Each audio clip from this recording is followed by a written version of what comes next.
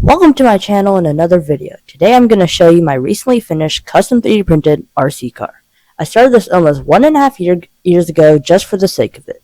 I searched for a free open source 3D printed RC car, as you can see in this picture. I started to print the parts and wanted to find a place to get the parts. I then found Pegasus Hobbies in Montclair, California, where I met Mike. I told Mike my idea and he said having 4 outrunner motors that are usually used in helicopters or planes may be a little high maintenance and create more problems. He suggested I use 2 brushless motors, which are usually used in racing RC cars, instead, because the motors wouldn't create such a hassle and maintenance issues. The ones we looked at were big, so I had to make the original motor mount on the original design bigger, as you can see here.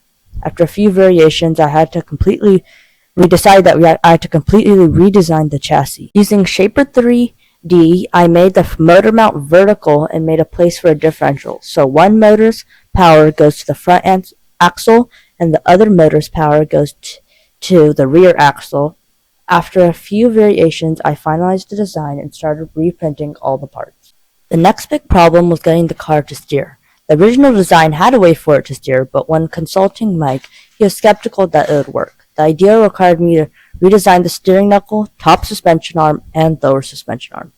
The next issue was connected the shocks to the suspension arms. The reason this was a small issue was because the bolt size I needed didn't exist. They were either too short or too long. The spur gear holder, as you can see here, kept popping out of place when I would increase throttle.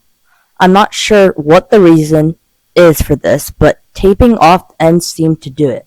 After assembling all of these new parts, the car drove for the first time.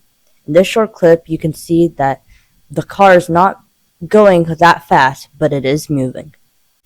Even if this is not how I thought the car would look in the beginning, this is a successful project.